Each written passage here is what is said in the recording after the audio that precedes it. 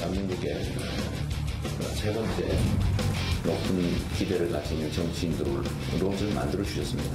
대한민국 제19대 대통령 선거 출마를 여러분께 고합니다.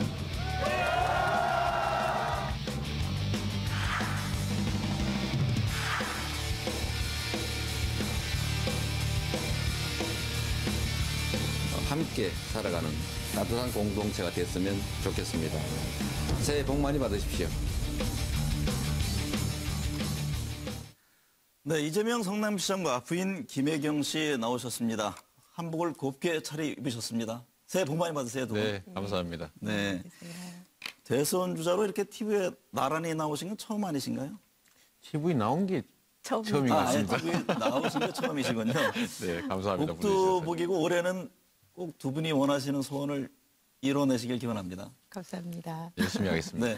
오늘 뭐 설날이니까 또 시청자 여러분께 새해 네. 인사 우선 좀 해주시죠. 네, 시청자 여러분, 새해 복 많이 받으시고 모두 건강하시기 바랍니다. 감사합니다. 네. 우리 사모님도 시청자 여러분께 한 말씀 해주시죠. 예. 올해는 가족 모두 건강하시고 행복한 한 해가 되셨으면 좋겠습니다. 네. 저희가 왜 이 부부를 함께 모셨냐면요. 이 시장님의 그 지지율 상승 못지않게 여러 궁금증들이 많아요. 네. 특히 도대체 이 가정사가 어떻게 되는 거냐. 그래서 가장 잘 아는 분은 아무래도 또 옆에 계신 아내, 부인 아니실까 해서 같이 모셨습니다. 우선 대선에 대해서 본격적인 얘기에 앞서서 부부간에 과연 두 분의 인연은 어디에서 시작됐는지 이게 참 궁금합니다. 시장님 어떻게 만나셨어요? 참 인연인데요. 네. 저희 요즘 꽤 유명하신 우리 형님의 그 형수. 아, 셋째 형님이요? 네네. 그 형수의 친정 어머니와 저희 장모님께서 같은 교회를 다니셨는데 그 소개를 해주셔가지고 저희 007 미팅으로 만나서 결혼하기로. 아, 네. 그러면 지금은 욕설 판문 뭐 당사자가 됐습니다. 당시에 그 셋째 형수님하고는 아주 친하셨나 봐요. 뭐 그때뿐만이 아니라 뭐 네. 최근에 이 문제가 되기 전까지 아주 가까운 네. 사이였고 특히 저희 형님이 바로 위에 형님이기 때문에 저희 칠남매인데 제일 가까운 형님이셨죠. 네. 가깝고 상의하고 서로 뭐 인생 얘기도 많이 나누고 특히 이제 젊을 때 고생도 같이 해서 제가 대학 들어가서 장학금 받아가지고 네. 그 돈으로 형님이 또 공부를 하셔서 대학도 가고 이런 뭐 그런 아주 가까운 특별한 관계였습니다. 형제 중에서도. 이제 형님 얘기는 조금 뒤에 네, 여쭤보고요. 네, 네. 이장께서 그 연애 스타일이 과연 이제 평소 발언만큼이나 좀 시원시원한 사이다 스타일인지 아니면은 요즘 말로 이제 어떤 달달한 밀크 커피 같은 그런 부드러운 스타일인지 참 이제 부드럽다, 뭐 감미롭다 좀 와닿지는 않는데. 근데 앞서 방송 시작하시기 전에 두 분이 뭐 아주 귓속말도 하고 정말 여전히 사랑이 넘치시는 것 같아요. 사모님 어떠세요? 집안에서의 스타일이 실제 어떠세요? 솔직히 얘기해도 되죠? 아, 그럼요. 이게 솔직한 뭐 생방송인데요. 남편이요. 저희가 처음 만난 게 수요일 날 저희가 소개를 만나서 만났는데 네. 그 다음 날 평일인데도 3시에 저희 집 앞에 찾아온 거예요. 그때 변호사. 수요일 날인데 예, 예. 평일 날 3시에. 예. 변호사 업무하고 있을 때인데. 네. 그래서 제가 내려갔죠. 내려갔는데 그때 운전을 핸들을 이렇게 꺾으면서 오늘은 바다를 보러 갑시다. 그러면서 핸들을 싹 꺾는데 네. 이렇게 인매가 좀 되게 선명하고 좀 멋있지 않나요? 아, 그러신가요? 거기 넘어갔나 본데. 되게 카리스마 있고 지금 생각하면 그때도 그게 사이다였던 것 같아요. 그럼 그게 만났을 때 곧바로 그런 걸 표출하신 건가요? 이 사람은 그랬어요. 그래서 결혼할 때까지 하루도 안 빼놓고 만났던 것 같아요. 하루도 안 빼놓고. 대단한 예. 아주 열연이셨군요. 아주. 네. 근데 그 연애 스타일 굉장히 뭐 예상과는 다르게 아주 적극적으로. 예. 그건 뭐 사이다하고 비슷하네요. 예.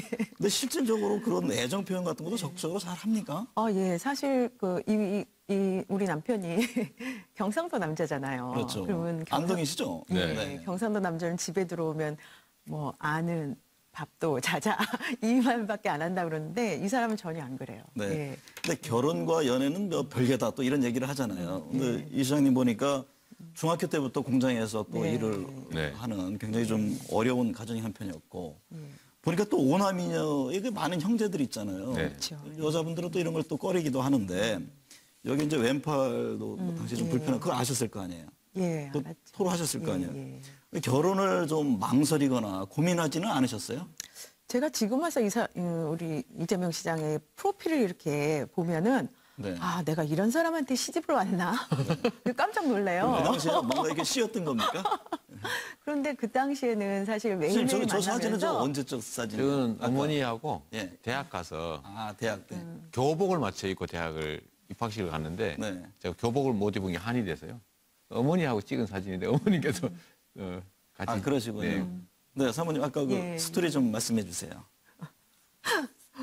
그래서 그 프로필을 딱 보니까 저는 어머 이런 사람이었구나 새롭게 제가 요즘 보게 됐어요. 근데 네. 그 당시에는 사실 하루도 안 빼놓고 만나면서 우리 어머님도 그렇고 가족도 그렇고 여행도 가고 이렇게 놀러도 가면서 이렇게 직접 대하다 보면은 이 사람들이 이제 가깝게 되니까 그런 뭐 생각은 전혀 안 들더라고요. 네. 서로 성실하게 각자 너무 열심히 사시는 분들이고 그래서 뭐 결혼을 결정하는 데는 큰 뭐 망설임은 없었는데 네. 어느 날 이제 결혼을 이렇게 결혼을 결정하기 직전에 어느 날 카페에서 술을 잘 안 먹었거든요. 제가 술을 잘 안 마시니까. 네. 그랬는데 너무 심각하게 한숨을 쉬면서 무슨 말을 꺼내려고 그러는 거예요. 이 네. 사람이. 그래서 무슨 말이냐고 빨리 해보라고 답답하다고. 그런데 말을 안 해요. 네. 그래서 이게 무슨 심각한 문제가 있구나. 큰 거짓말을 나한테 하고 있었구나. 네. 그리고 사실 저도 마음이 덜컹했죠. 결혼을 앞두고. 그랬는데 본인이 이제 왼팔에 장애가 있다는 말을 아, 그럼 하더라고요. 결혼 전에 그때 다 미리 알려줘야죠. 얘기는 했던 거네요. 그럼요. 일종의 하자인데 해결이 되죠. 근데 그 전에 이 말을 할 때 본인은 그게 엄청난 상처였던 모양이에요. 네. 그래서 반팔 와이셔츠도 안 입고 긴팔만 입고 다니고 그랬었거든요. 근데 그 많은 분들이 왜 왼팔이 불편한지 사실은 잘 몰라요, 시장님. 그 어떤 사연이 있나요? 제가 초등학교 이제 마치고 이제 12살, 뭐 우리 나이로 13살 때부터 공장을 어머니 손잡고 다녔는데 2년 지난 시기에 그 야구 글러브 만드는 공장이 이제 프레스 공이었습니다. 네. 기계. 근데 거기에 팔이 눌려서 팔이 다 휘었죠, 이렇게. 아, 이게 실제 그런 네네. 뭐 여기, 일반인들에게 보여주지 않으면 믿기지는 않아요. 네, 여기 뭐 뼈도 일부 없고. 이게 쭉 펴지질 않는 상황이시군요. 네. 예. 그래서 큰 사고였네요. 이제 이것도 제가 집사람 결혼을 해야 되는데 이제 이 장애를 알려줘야 되는데 참 입이 안 떨어져서 저는 뭐 어릴 때 우리 모든 장애인들이 겪는 아픔 아니겠습니까? 네. 그 어려움들 있고 저는 뭐 이것 때문에 좀 심각한 뭐 행동도 해보고 이런 사람이어서 우리 아내 될 사람한테 좀 알려는 줘야지라고 해서 그 참 입에 안 떨어진 얘기를 했는데 네. 그거 듣자마자 뭐 그냥 웃더니 뭐 그거 어떠냐고 뭐 이런 게 흔쾌히? 흔쾌히 그래서 그런 제가 문제 아니다. 되게 깜짝 놀랐어요. 네. 이제 그때부터 제가 이제 짧은 팔도 입고 다니기 시작했죠. 아, 그전에는 그러면 다 긴팔만 가리고 긴팔만 계속. 입고. 네. 근데 그래서 남의 집 이제 너무 귀한 딸을 이렇게 데려오면은 보통 그러잖아요. 호강을 좀 시켜주고. 뭐 사실 이런 말하는 저도 아내가 보고 있으면 속이 좀 뜨끔한데 그 변호사로 편하게 살 수 있는 길을 좀 두고선 뭐 구속도 되고 또 수배도 되고 지금 정치판까지 뛰어들어서 이제 온갖 구설과 지금 논란의 속에 있지 않습니까? 그 점을 돌이켜보면 어떠세요? 이 시장님 너무 이기적인 거 아니세요? 그래서 사실은 이제 그게 가족들이나 가까운 사람들한테 되게 미안한 일이죠. 뭐 이 사람도 그렇고 아들들도 마찬가지고 뭐 집에 막 경찰이 자주 압수수색도 다니고 뭐 이런 피해도 많이 봤는데 그래도 제가 인생을 살면서 결정한 일이라 결국 선택해야 되지 않습니까? 제가 사법연수 마치면서 근데 공정한 세상, 제가 살았던 이 참혹한 환경을 좀 바꿔서 네. 여전히 지금도 어렵게 살고 있는 많은 가족들이나 이웃들, 동료들 이런 사람들이 좀 공정한 환경에서 공평한 기회를 누리고 사는 그런 좀 정상적인 세상을 만들고 싶은 게 제 꿈이었고 뭐 그러려고 사실 판검사 뭐 이런 것도 포기하고 변호사의 길로 나섰고 그 후에 시민운동하고 또 주로 한 게 이제 부패와 권력들 잘못된 권력들과 싸우는 네. 일을 했습니다. 기득권에 대한 어떤 그 네. 문제에 대해서 계속 도전을 하셨던 거죠. 그러죠. 뭐 그러다 보니까 뭐 감옥도 가고 그러다 뭐 가족들도 피해 입고 또 시민운동 한다고 하니까 또 집에 뭐 신경도 많이 못 쓰고 하는데 집사람이 애 많이 썼죠. 아이들 둘 키우느라고. 어떻게 후회 안 하세요? 저요? 네. 후회 안 하죠. 네. 앞서 방송 전에 보니까 아주 사랑 가득한 눈빛을 제가 확인했습니다. 근데 정치인의 가족, 정치인의 아내로 살아간다는 것이 사실은 이게 참 쉽지 않은 과정이거든요. 가장 힘들었던 순간은 어떤 때였어요? 가장 힘들었던 거는 뭐 여러 가지 있지만 이 사람이 시민운동할 때 네. 구속돼서 잠시 이렇게 네. 구속되어 감옥 있을 영화 때, 봤을 때? 그때 제일 힘들었었던 것 같아요. 네. 그때는 지금보다도 훨씬 나이도 어렸고 아이들도 어렸기 때문에 네. 그때가 제일 힘들었었던 것 같아요.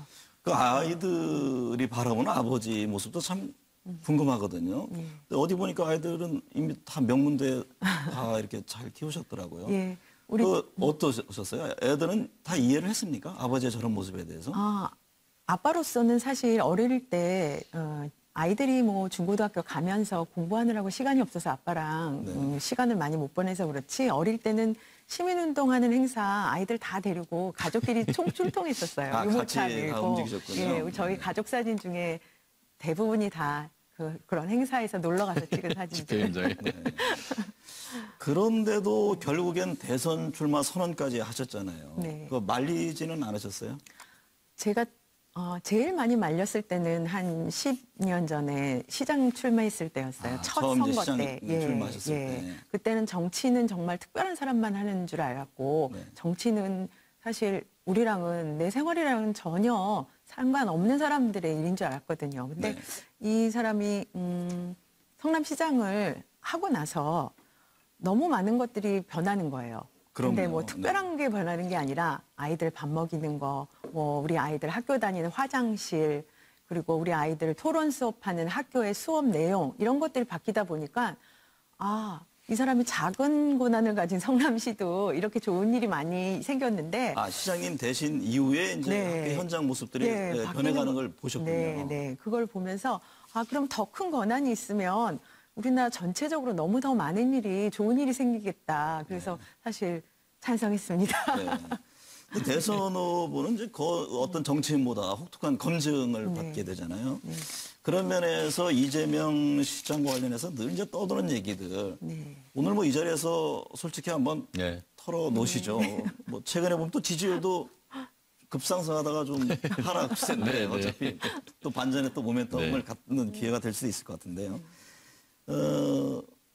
지지율 먼저 여쭤봐야 되겠다, 먼저. 좀 어떻게 걱정 안 하세요? 지금 20% 가까이 쭉 가다가 지금은 이제 뭐 한 자릿수 나오고 그러던데. 뭐 국민들께서 다시 또 저를 한번 재검증하는 기간이라고 생각하고 또 저에 대해서 제가 가진 진정성이나 또 비전이나 정책들 그중에 이제 실현 가능성 이런 것들을 좀 봐주시면 뭐 또 새롭게 또 기대가 상승하지 않을까 생각하고 있습니다. 이재명 시장 연관 검색어 이렇게 쳐보면 말이죠. 그 뭐 집안 갈등 문제가 있고 뭐 이제 어떤 종북 뭐 이런 얘기들이 많이 나옵니다.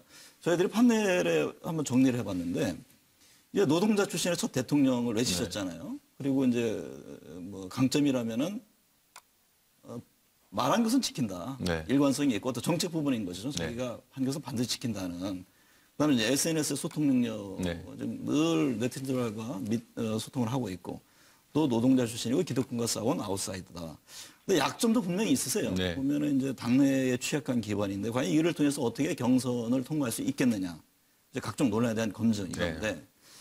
자, 아까 말한 이 시장의 이제 셋째 형이시잖아요. 우선 이제 박사모의 성남 지부 회장을 맡고 있는데 이게 뭐 오래전에 사실 공개된 거죠. 그런데 대선 출마 이후에 다시 또 이제 형수에 대한 욕설 문제 이 파일이 계속 또 얘기가 되고 있어요.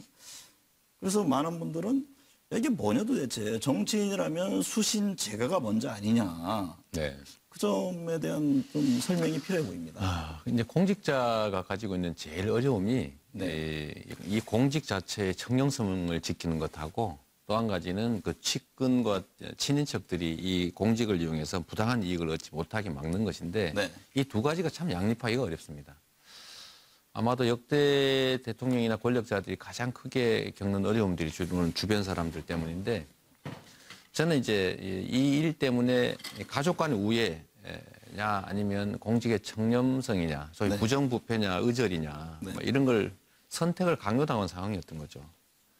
그런데 결국 저는 이제 공직자이기 때문에 불가피하게 형님의 시정 개입이나 뭐 이런 것들을 철저히 막는 방향으로 갔고, 그게 이제 분란이 돼서 뭐 가족 간에 심각한, 어머니가 뭐 폭행당해서 쓰러지고 뭐 입원하고 이런 일 벌어지니까 또 분란이 벌어지고 뭐 이런 네. 것들이 이제 알려졌는데, 저 개인적으로 뭐 제가 많이 부족해서 생긴 일이긴 합니다.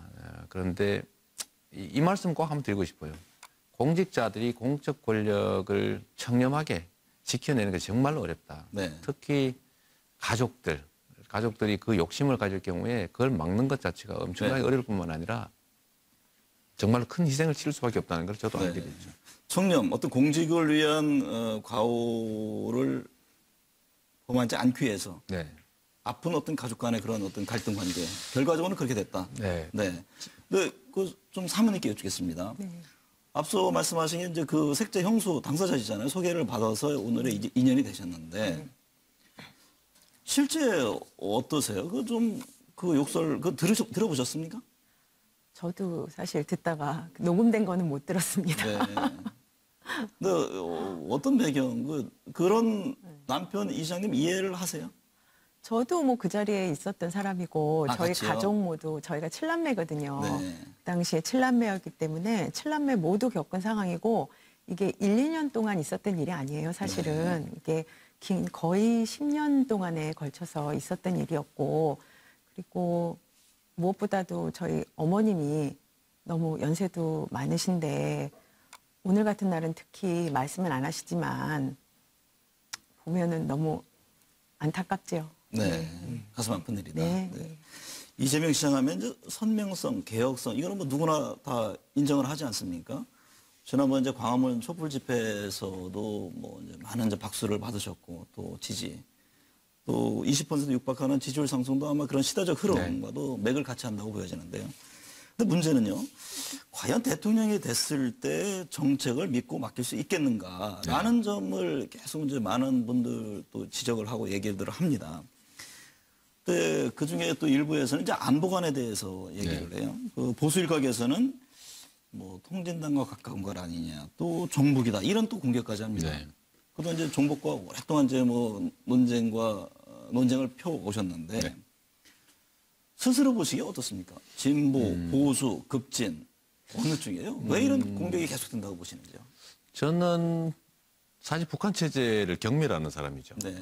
뭐 3대 세습 있을 수 없고, 저는 민주주의자인데 민주공화국의 가치를 존중하고 국민들이 자유롭고 평등하게 잘 살아가는 그런 공동체를 전 지향하기 때문에 일단 국민 주권을 인정하지 않고 또 세습하고 인권을 존중하지 않는, 무시하는 그런 반인권적 반민주적 사회를 제가 종북할 리가 없죠. 네. 이건 뭐 정치적 의도를 가진 공격이기 때문에 저는 뭐 크게 마음 쓰지는 않고, 대신에 부동한 종북몰이에 대해서 제가 이렇게 말합니다. 종북 행위는 정신병에 가깝지만 네. 종북몰이는 중범죄다. 네. 그래서 저는 뭐 통진당하고 직접 관계가 있는 것도 아니고, 뭐 사람들 중에 아는 사람이 없을 수 없죠, 세상 살다 보면. 근데 이게 정치적으로 너무 악용되기 때문에 저는 네. 언제나 정면 돌파했죠. 네. 실제 내가 어떤 종북 행위를 했는지를 밝혀라. 종북이라고 모는 사람들한테 대해서는 제가 엄격하게 책임을 묻고, 그리고 또 법적으로다가 소송도 하고 배상도 받고. 네. 그래서 요즘은 저한테 대해서는 종북 얘기하는 사람들은 없습니다. 네. 북한 인권 문제 말씀하셨잖아요. 어떻습니까? 정부 입장에서 북한 인권 문제 개선에 적극 나서야 한다는 입장이신가요? 저는 당연히 국제사회 일원으로서 네. 또 한 민족으로서 북한의 인권 문제에 대해서 우리 대한민국 정부가 관심 갖고 네. 또 인권 개선을 위해서 노력해야 된다고 생각합니다. 그런데 문제는 하나만 좀 추가를 하면 그냥 개입한다고 해서 인권 개선이 되질 않는다는 거예요. 네. 거기는 예를 들면 인도적 지원이라든지 뭐 관계 개선을 통해서 일정의 메리트를 주고 네. 거기에 따라서 북한의 인권이 실제로 개선될 수 있도록 하는 게 중요하지, 정치적 프로파간다로 그냥 주장으로 그냥 인권 개선을 말하는데 그게 오히려 인권을 악화시키는 결과를 빚을 수도 있기 때문에 네. 실질적으로 북한의 인권이 개선될 수 있도록 우리가 대한민국 정부와 또 우리가 노력하는 게 중요하다고 생각합니다. 네. 사모님 옆에서 보시기에 어떠세요? 우리 이 시장님은 그야말로 불의를 참지 못하잖아요. 그러니까 뭔가 문제가 있으면 막 소송 법적인 걸 해서 반드시 그 문제에 대해서 그렇지 않다라는 것을 온천하에 알리고 또 도전하고 참 피곤한 남편 아니세요? 피곤하죠. 조용한 날이 거의 없으니까요. 네. 그런데 사실 제 남편은 하고 싶은 얘기, 네. 세상을 바꾸지 못할 상황이면 네. 정치를 안 한다. 이렇게 생각을 하고 네. 있는 것 같아요. 네. 옆에서 보기에. 그래서 저는 그런 점이 더 마음에 드는데요. 가장 우군 이제 팬이 되신 것 같습니다.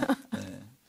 그렇죠. 사실 그냥 각자 개인의 삶을 잘 먹고 잘 살자 소위 이렇게 하면 쉽지 않습니까? 네. 사모님 일부에서는요 이재명 시장님하고 이게 머리에 뿔난 분 아니냐 이렇게 또 보는 분들이 있어요. 진짜 여기 방송에서 편하게 말씀하시는 거지 실제 집안에서는 어떤지. 네. 아, 그렇지 않아요. 사랑 표현도 많이 하시나요? 아, 그럼요. 저는 사실 결혼해서 이 사람한테 여보, 당신 사랑해요. 이런 말을 큰 소리로 한 적은 없는 것 같아요. 한 번도 안 했어요. 아 그렇습니까? 네. 근데 이 사람은 아침, 저녁으로 하고 이런 거 얘기해도 되나요? 아, 그럼요. 네. 저희가 이제 아파트에 사니까 엘리베이터에서 우리는 이제 아침, 저녁으로 이렇게 잘 갔다 오라고 이제 인사를 하잖아요. 근데 저희는 이렇게 뽀뽀를 해요. 아침에. 아 그렇습니까? 요즘도 하세요? 그럼요. 요즘도 해요. 대단한 하는데 얼마 전에 보니까 저희 경비실에 CCTV가 이렇게 있는 거예요. 경비 아저씨 다 보고 계셨던 거예요. 아, 그게 찍히게 돼 있고. 예. 경비 아저씨를 취재하면은 두 분의 아주 여전한 사랑 스토리를 많이 들을 수가 있겠네요. 아까 시장님 이제 네. 저는 어차피 짧은 인생인데 네. 서로 의지하고 사는 관계에서 힘든 상황에서 우리끼리 의지하지 않습니까? 네. 특히 저는 사회적으로 공정사회 만들자. 그래서 뭐 평생 뭐 구속도 되고 형제간 의절도 하고 그러면서도 끊임없이 이렇게 싸우고 그것 때문에 국민들 일부께서도 저한테 다른 역할을 기대하게 됐지만 개인사적으로 보면 엄청나게 좀 피곤한 삶이죠. 네. 그래서 좀 표현하고 살자. 저는 이런 주의예요. 이 시장님은 그러니까 어떤 가족 또 좀 약한 사람 원칙 이거에 네. 대해서는 강하신 네. 거고 그러니까 지난번 어디 인터뷰 말씀 들어보니까 그러나 불이 그야말로 센 놈들 잘못된 네. 센 놈들에 대해서는 참지 못하겠다 네. 그런 인생을 사신다는 거 아니겠어요? 그러니까 저보고 급진적이다 뭐 이런 표현들을 가끔 하시는데 이 사회를 지배하고 있는 소위 소수의 강자들 때문에 다수의 약자들이 그 기회도 얻지 못하고 너무 좌절된 삶을 살지 않습니까? 그런데 그들과 싸워서 억제해야 되는데 그걸 어떻게 품격 있게 우아하게 할 수 있겠습니까? 네. 근데 보통 품격 있게 우아하게 적당히 하죠. 그러니까 사회는 변하지 않는데 저는 그건 양보하지 않으려고 하죠. 그러니까 총력을 다하고 최선을 다하고 강도 잡을 때는 품 있고 우아하게 잡으면 안 되거든요. 뭔가 잘못되면 뿌리를 뽑아야 그걸 된다. 뽑아야 되고 총력을 다해야죠. 그래서 이제 일부에서는 야 너무 좀 과격한 거 아니냐 이제 이런 네. 것 얘기도 듣는가 싶습니다. 아까 이제 외교안보 말씀을 하셨는데 그 남북 문제라든가 북핵 통일 문제가 있고 네. 그 가운데 이제 미국이라는 나라가 네. 있지 않습니까? 이 시장이 생각하는 미국은 어떤 나라입니까? 한국에 있어서. 미국은 우리 대한민국의 최고의 우방이고 네. 또 우리가 역사적으로도 큰 신세도 졌고 또 지금도 현재적으로도 뭐 군사적으로든 뭐 국제적으로 여러 측면에서 매우 중요한 가장 강력한 우방이죠. 네. 그런 우방 한미 관계는 계속 확대 발전시켜야 되는데 이게 자칫 잘못하면 소위 종속 관계가 되는 수가 있습니다. 네. 그렇다고 우리가 자주 독립국가인데 자주 독립성이라는 걸 잃고 그야말로 종속적인 관계가 되면 곤란하죠.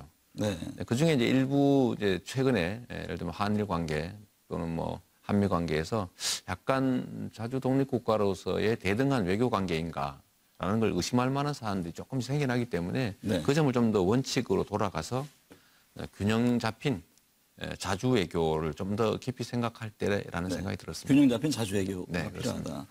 사모님께서 보시기에 이제 여러 논란이 있는데 이 시장님과 관련해서 근데 그저 이제 뭐 지켜보시는 입장이 많을 텐데 그럼에도 불구하고 정말 이것만큼은 억울하다 말이 안 된다 그런 게 있으면 어떤 건가요? 아까도 제 남편이 열심히 얘기를 했지만 사실 이 사람은 제가 활동하는 것 자체도 혹시라도 시정에 어떤 개입이 있을까 걱정을 많이 해요. 사실 네.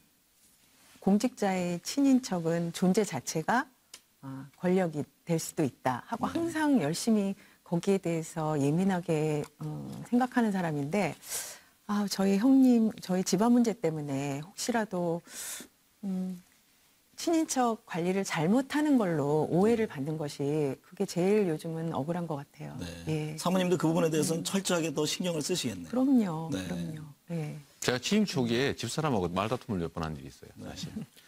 네, 집사람으로서는 그냥 관심이 있으니까 한번 저한테 물어보거나 이러는데 제가 그것도 못하게 했죠. 왜냐하면 제 의사결정에 영향을 미칠 수 있기 때문에.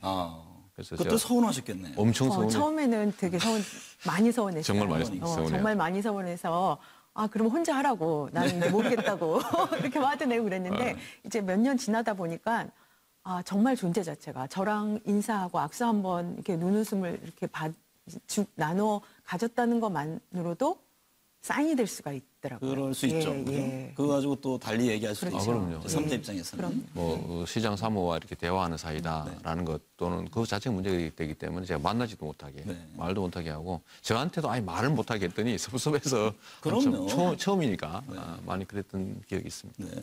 저도 오늘 이제 설 명절에 고향 이렇게 쭉 다녔는데요. 그 만나는 분들이 뭐 이런저런 얘기했는데 결국에는 진짜 먹고 살기 힘든다. 취업, 일자리 네. 이 문제더라고요. 지금 대선 후보들한테 요구하는 것들도 바로 이 점일 텐데 이 시장님은 이른바 이제 이재명식 뉴딜 정책을 보면요. 네. 30만 원씩 토지 배당을 하겠다. 또 뭐 29세 이하, 65세 이상 2,800만 명에게 100만 원씩 기본소득을 지급하겠다. 네. 물론 연간입니다만은. 네. 근데 이게 좀 지나치게 포퓰리즘 아니냐. 네. 지난번 여론조사 보니까 경제사를 쓰는 후배로 문재인 후보 다음으로 두 번째더라고요. 네. 기대가 있으면서도 이건 좀 심한 거 아니냐. 이건 뭐 포퓰리즘적인 거 아니냐. 이런 지금 지적들이 나오잖아요. 요거는 아주 간략하게 말씀드리면 우리나라가 기회나 자원이 줄어서 경제가 침체되는 게 아니고 너무 한쪽을 많이 쏠려서 즉 소위 불평등, 격차 때문에 경제 순환이 안 되고 있습니다. 국민들 주머니는 비고 30대 재벌의 산해유보금은 1년 국민 총생산액의 절반에 해당되는 770조가 지금 쌓여있고 하는데 이 경제가 순환되게 만들어줘야 됩니다. 그 첫 번째가 노동자들의 처우를 좀 개선해서 보수를 올리고 또 그 근무 시간을 좀 줄여서 세계 최장이니까요. 일자리를 좀 늘리고 또 그렇게 해서 노동의 몫을 늘려야 비록 국민들이 이제 구매력이 생기죠. 그리고 또 정부가 하는 일이 기본적으로 이 초과 이익을 지나치게 많이 얻는 쪽으로부터 세금을 좀 걷어서 국민 다수의 복지 지출을 늘려야 구매력이 살아서 경제가 선순환이 됩니다. 근데 우리나라는 지나치게 너무 불평등이 심해서 경제 침체의 원인이 되고 있기 때문에 그걸 좀 교정하자. 교정하는 방법 중에 하나가 복지를 늘리는 거고 그걸 소위 이제 과학적으로는 인적 투자라고 하죠. 그 충분히 실현 가능성을 갖고 있다고 하시는 저는 대한민국 국가 예산이 400조인데 7%면 28조 원이고 이거를 2,800만 명에게 100만 원 정도씩을 해당 지역에서만 쓸 수 있는 쿠폰 형태, 상품권, 지역 화폐로 지급하면 자영업자가 했던 쿠폰 형태를 말씀하시나요? 그렇습니다. 성남시가 겨우 청년 배당 100억, 그다음에 산후조리 지원 50억 해서 150억을 지역 화폐 형태로 지급을 하니까 성남시는 재래시장과 영세 자영업자 매출이 늘어나고 있습니다. 실제로 경제가 강제로 한 번 순환이 되는 거죠. 근데 28조 원 정도를 전국 지역에 실제로 한 번씩은 반드시 쓰여지게 한다면 순환이 일어나게 되지 않습니까? 그러면 저는 자영업자도 살고 국민들도 좋아지고 경제도 좋아져서 이게 성장의 발판이 된다. 이거 제가 드린 말씀이 아니고 IMF나 세계은행이 권고하는 성장 방식입니다. 그런데요, 그 시장님 말씀보다도 제가 사모님께 좀 여쭤보는 게 더 설득이 있을 것 같아요. 실제 구두쇠처럼 아주 그냥 알뜰한 살림을 하시는 건지 아니면 정말 경제적으로다가 살림을 꾸릴 수 있는 거를 충실히 잘 이렇게 조달을 해 주셨는지 그거 한번 직접 들어보고 싶어요. 저희 가정 경제요? 가정. 시정은 뭐 그렇게 하셨다고 해서 지금 이제 대통령이 돼도 그렇게 할 수 있다라는 자신감을 피력하셨잖아요. 가정에서는 실제 어떠했어요? 이 사람은 열심히 일하는 변호사였고 열심히 일하는 시민운동가였어요. 두 개를 너무 훌륭히 잘했죠. 근데 가정 살림에는 어떻게 꼬박꼬박 원하는 것을 줬습니까? 그럼요. 책임은 다했죠. 책임뿐만이 아니라 제가요.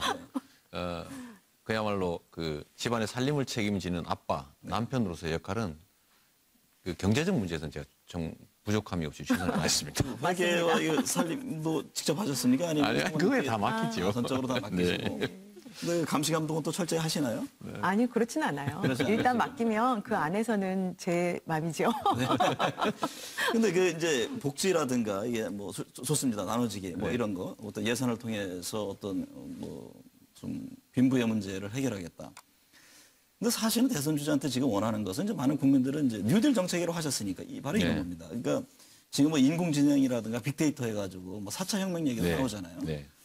그러면 새로운 성장 동력을 과연 어떻게 가져갈 거냐, 대한민국. 지금 뭐, 세계 경제 성장률 평균에도 못 미치고 있잖아요. 최근 네. 몇 년 동안. 그러면 이재명이 대통령이 됐다. 어떤 걸 가지고 새로운 어떤 그 경제 활력을 만들어 갈 것이냐. 뭡니까? 정부가 할 수 있는 일은 화려한 뭐 새로운 일들이 아닙니다. 네. 일단은 우리 구성원들이 공정하게 경쟁할 수 있도록 네. 그래서 자기가 애쓴 만큼 자기가 몫을 챙길 수 있는 구조를 만들어주면 모든 구성원들이 최선을 다하게 됩니다. 네. 근데 지금 대한민국처럼 열심히 해도 자기한테 기회도 없을 뿐만 아니라 그 성장의 결과들을 특정 소수가 너무 많이 가져버리면 네. 의욕이 사라지죠. 네. 이 불공정한, 불평등한 구조 자체를 좀 교정을 해가지고 공정한 환경들, 예를 들면 중소기업과 대기업들이 실질적으로 경쟁하고 또 협력하고 네. 노동과 이제 기업 영역들이 실제로 서로 존중하고. 그거는 반드시 뭐 시정이 돼야 됩니다만은 네. 그것만 가지고 뭔가 성장의 동력이 새롭게 확 올라가기는 어려운 것 아닌가요? 그렇지 않습니다. 이게 역사적으로 보면 토지라고 하는 거를 특정 소수가 대대적으로 이게 많이 가졌을 때 네. 나라가 망하고 이걸 공평하게 나눴을 때 균전법이니 뭐 균역법이니 의무가 공평할 때는 나라가 흥하죠. 네. 지금 현재도 기본 원리는 똑같습니다. 네. 사람들한테 기회가 주어져야 그 구성원들도 열심히 할 테고 네. 그런데 그 기회가 만약에 한쪽으로 집중적으로 몰리면 기회 자체가 효율을 갖지 못합니다. 낭비되게 되죠. 많은 구성원들은 또 절망하죠. 네. 그러면 사회 전체적으로 발전이 정체가 됩니다. 이름하시 기울어진 것을 바로 잡았을 때 시장 경제가 살아납니다. 제대로 활성화되고 살아날 수 있다. 그게 바로 그 1930년대 대공황을 벗어난 뉴딜 정책의 핵심이죠. 네. 그런데 사람들은 공정한 질서를 만드는 것 그거 하면 되지. 그거 말고 새롭게 뭘 할까? 뭘 할 거냐라고 얘기하지만 사실 그 다음은 거의 공연불에 가깝습니다. 공정한 질서라고 하는 걸 만드는 것 자체가 엄청나게 어렵습니다. 왜냐하면 이 불공정한 질서를 통해서 부당한 이익을 얻는 힘센 사람들이 있거든요. 빼서 와야 되는 건가요? 뺏어와요. 네. 그거를 정상화해야죠. 뺏어오는 게 아니라 정상으로 정상화. 되돌리는 네. 거죠. 이게 말처럼 쉽지가 않습니다. 이거야말로 제일 중요하고 4차 산업혁명 말씀 좀 하시는데 4차 산업혁명의 핵심은 그야말로 일자리가 줄어드는 대신에 인공지능이 이 전문적 일자리까지 대체하는 상황을 말하는 겁니다. 그럴 때일수록 사람들의 창의적 사고와 그야말로 개성을 가진 인재들을 계속 더 키워내야 되는데 이거를 과연 대한민국 정부는 준비하고 있는가? 극단적으로 다 얘기하면 기술 개발해서 뭔가 만들면 지금은 누군가가 뺏어갑니다. 네. 그냥 다 해외로 탈출하는 게 유행이 됐는데 네. 이런 상태에서 새로운 기술 개발, 새로운 경제 환경에 적응하는 우리의 그야말로 뛰어난 인재들을 우리 사회가 과연 수용할 수 있겠느냐. 이걸 만드는 게 제일 더 중요하다는 거죠. 안희정 충남지사가 국민은 공짜밥을 원하지 않는다. 네. 비판을 했어요. 그거는 그분 생각이신데 국가의 역할 중에 헌법이 정한 34조 2항에 의무가 있습니다. 네. 국민이 세금을 내면 그 세금을 국방, 질서유지 같은 필수 영역에 먼저 쓰되 적게 쓰고 최대한 아껴서 국민들의 삶을 개선하는 데 써라. 즉 사회복지 증진에 써라라고 34조에 명시되어 있습니다. 네. 어차피 똑같이 내는 세금인데 그 세금을 아껴서 국민들의 삶을 직접 개선하는 용도로 쓰고 국민들의 주머니가 두터워져서 그걸 구매력으로 연결되고 경제가 살게 하는 것이 맞을지 아니면 지금처럼 국민한테 직접 주는 것은 투자가 아니라 낭비고 뭐 물적 투자 예를 들면 4대강 사업이든지 뭐 대기업에 대한 그 잘 돌보고 있는데 돈 잘 벌고 있는 곳에다가 R&D 투자 이렇게 해주고 하는 것들이 이건 투자고 그러니까 국민한테 돈 쓰지 말고 지금처럼 방식에 쓰라고 하는 거 옳지 않죠. 네. 저는 그래서 약간 공짜라고 하는 게 있을 수 없고 왜냐하면 국민이 내는 세금이고 그거를 헌법에 대한 이해나 이런 것들이 좀 더 높아지면 좋겠다 이런 생각이 들었습니다. 사모님께서 보시기에요. 시장님 남편께서 대통령이 되면은 정말 국민들이 좀 따뜻하게 배불리 잘 살 수 있을 것으로 확신하세요? 네, 저는 확신합니다. 제가 우문을 드렸나요? 아니 실제로 어떠세요? 옆에서 이렇게 시정하는 것도 보셨을 텐데. 예. 이 사람의 특징은 좀 시끄럽죠, 주변이 사실은. 그러니까 요란해요, 요란해. 예, 요란하고 시끄러운데 사실은 저도 좀 가끔은 말리는 편이에요. 네. 시민이나 국민이 얘기하는 SNS의 모든 얘기, 지금은 모든 걸 다 답하지는 않지만, 답할 수는 없지만, 지금도, 아직까지도 듣는 거를 소홀히 하지 않아요. 네. 모든 많은 것을- 사람도 듣는 걸 열심히 하신다. 국민의 소리를 듣는 거를 게을르게 하지 않기 때문에 그런 점에 있어서는 우리 국민들이 되게 만족하고 만족해하지 않을까요? 네.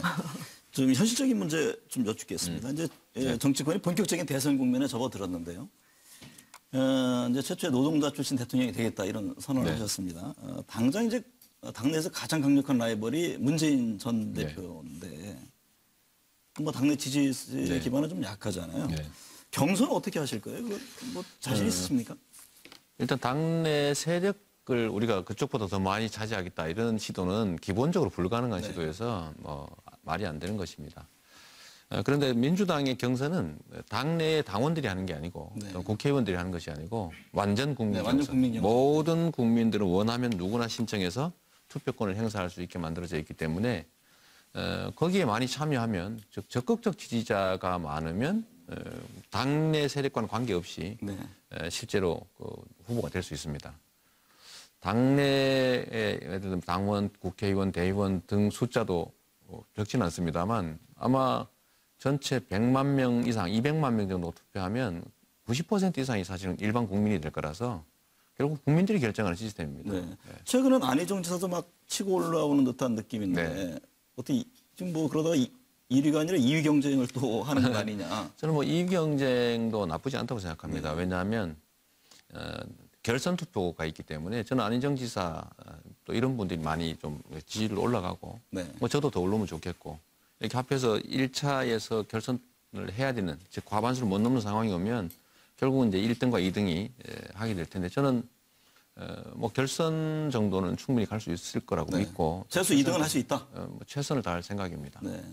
지금 이제 문재인 전 대표, 반기문 전 유엔 사무총장, 뭐 안철수 의원, 안희정 지사, 뭐 유승민 의원 그 중에서요 그 최대 경쟁자는 누구라고 보세요? 제가 뭐 당이 후보가 된다고 하면 뭐 저는 현재 상태는 크게 심각한 경쟁 상대는 못 될 거라고 다들 생각합니다. 그렇게 자신 있으세요? 저는 그렇습니다. 반기문 유엔 사무총장에 대한 관심도가 컸었잖아요. 관심도는 근데 제가 자주 말씀드렸던 것처럼 고위 공직을 지냈다는 사실이 장점인 시대는 이미 지나갔고 그 공직을 하면서 주어졌던 의무를 제대로 이행을 못했다는 게 밝혀진다면 새롭게 맡게 될 거대 공직, 즉 대통령직을 제대로 한다는 보장이 없지 않습니까? 또 거기다 더 치명적인 것은 과거에 공직을 했는데 그 공직을 이용해서 사적 이익을, 즉 사욕을 채웠던 부정비리, 공직비리가 조금이라도 있었다고 하면 그것 자체는 더 큰 공직을 권한을 가지면 더 큰 비리를 저질 가능성이 많죠. 이런 점들을 국민들이 제일 세밀히 들여다본다는 겁니다. 저는 제 가족사 안타까운 부분이긴 하지만 사실 창피한 일이 있긴 하죠. 그러나 저는 국민들이 이 점을 좀 높이 좀 쳐줄 수도 있다고 생각합니다. 저는 공직의 청렴성을 지키는 것이 이 나라를 그야말로 공정한 나라로 만든 첫 번째 출발점이라고 봤고 그러기 위해서는 친인척에 대한 통제 철저히 해야 되고 또 사적 이익을 도모하지 말아야 되고 이런 점들 때문에 제가 그야말로 그 가족들 관계 오붓하게 뭐 좀 챙겨가면서 잘 살 수도 있지만 그 철저히 막다가 사실 가족 불화까지 겪었는데 이 공직 비리와 그냥 가족 간 단절 이런 것을 저는 선택했을 때 가슴 아프지만 공직 청렴성을 선택했던 걸 국민들이 높이 봐줄 거라고 생각합니다. 사모님은 어떠세요? 문재인, 반기문, 안철수 이제 후보들이 있는데 내 남편 이재명이 3명의 후보보다 나은 점 자랑할 수 있는 게 뭔지 이 기회를 제가 한번 드릴게요. 그렇게 어려운 질문을 해주시면 너무 훌륭하신 분들이고요. 네. 모두 다. 근데 저희 남편은 다른 거 몰라도 말한 거는 다 지키고 말할 수 있는 것만 약속을 하고. 네. 근데 사실 저는 살면서 그런 아쉬움도 좀 있었어요. 좀 100% 다 약속 안 지켜도 좋으니까 희망을 갖게 거짓말이라도 약속을 좀 해주지. 네. 이런 점이 좀 있었는데 네. 만족. 정치인하면 허언인데 예. 내 남편은 말한 건 반드시 지킨다. 네, 네. 사실 약속은 성남시장으로서 시민들에게 약속했던 공약 등 이제 정부가 반대도 해내셨잖아요. 만약에 대통령이 된다면 이것만은 꼭 이루겠다. 네. 어떤 겁니까? 이재명이라면 이것만은 꼭 이룬다. 저는 제 필생의 꿈이 공정한 세상을 만드는 겁니다. 네. 제가 개인적으로 겪었던 또 지금도 많은 사람들이 겪고 있는 이 불공정한 구조에서 좌절하고 또 희망, 꿈 다 잃어버리는 이런 사회가 아니라 정말 내가 뭔가를 하면 내 몫이 그대로 유지되는 공정한 기회가 부여되는 사회다라고 하는 믿음을 국민들이 가지는 사회를 만드는 게 꿈이었는데 이걸 맡고 있는 게 누구냐면 강자들이 아닙니다. 이 강자들은 원래 그럴 수 있죠. 네. 근데 이 강자들의 횡포를 억제하라고 국민들이 월급 주면서 맡긴 정치인들, 즉 행정가들이 있습니다. 이 정치인과 행정가들이 실제로 억강부약해야 될 자신들의 의무를 버리고 실제는 강자들하고 손을 잡고 그 혜택을 나누는 그런 것이 결국 이 사회 혼란과 이 불평, 불만의 원인이 되지 않습니까? 네. 그래서 제가 가진 제1의 꿈, 지금까지 살아왔던 것, 또 앞으로도 살아갈 꿈, 공정사회를 만드는 꿈, 그 꿈을 이루기 위해서 공직비리 하나는 제가 철저하게 청산하도록 하겠습니다. 네. 공직비리만큼 반드시 네. 청산하겠다. 그래야 이 사회가 윗물이 맑아야 아랫물이 맑은 건데 그걸 청산해야 다른 구성원들한테도 공정하게 합시다. 합리적으로 합시다라고 얘기할 수 있는 거죠. 네. 오늘 설날 이렇게 두 분이 날에 나오셔가지고 시청자 여러분께 좀 말씀해 주셨는데 오늘 함께해 주셔서 감사드리고요. 올해는 두 분이 앞서 얘기했습니다만 원하는 것 좀 꼭 이루시길 기원하겠습니다. 감사합니다. 네, 감사합니다.